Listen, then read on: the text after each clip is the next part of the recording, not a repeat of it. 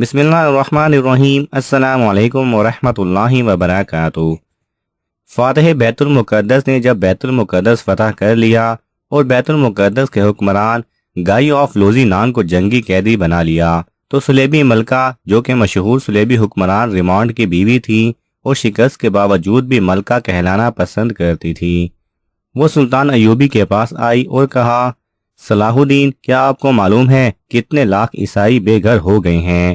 ان پر یہ ظلم آپ کے حکم سے ہوا ہے۔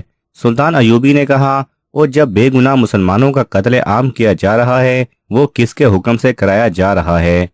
اگر میں خون کا بدلہ خون سے لوں تو ایک بھی عیسائی باقی نہ رہے۔ آپ کس لیے آئی ہیں؟ میرے عزیز سلطان، میں بحث کے لیے نہیں آئی، ایک درخواست ہے کہ گائی آف لوزی نان کو رہا کر دو۔ سلطان ایوبی نے کہا، میں جانتا ہوں آپ اس کے بعد میرے پاس نہیں آئیں گی، میں آپ کو بتا دینا چاہتا ہوں آپ اس خطے سے بھی چلی جائیں گی۔ آپ جب کبھی اس خطے کا رخ کریں گی تو بحیرہ روم کا پانی آپ کے جہازوں کے لیے ابلتا ہوا سمندر بن جائے گا۔ ملکہ سبیلہ نے کہا، آپ کی فوج زیادہ بہتر ہے، ہماری فوج کی قیادت ناقص ہے۔ سلطان ایوبی نے کہا، حقیقت سے چشم پوشی نہ کرو ملکہ، اپنے آپ کو دھوکہ نہ دو، خود فریبی شکست کی علامت ہے۔ میری فوج کبھی بھی سلیب کی فوج سے زیادہ نہیں ہوئی، کبھی بہتر بھی نہیں ہوئی۔ میری فوج کو کبھی ذرا بھی نصیب نہیں ہوئی۔ میرے سالاروں کو ایسی حسین لڑکیاں کبھی نہیں ملی جو آپ کے سالاروں کے خیموں میں رہتی ہیں۔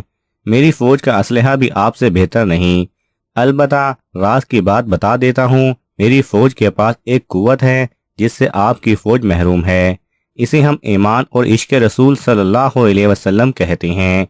آپ کی آنکھوں پر شہنشاہیت کی بیٹی بندھی ہے، آپ اس حقیقت سے کبھی انکار نہیں کریں گی کہ آپ کو اس پر بھی ناز ہے کہ آپ ایک عورت ہیں اور حسین عورت ہیں۔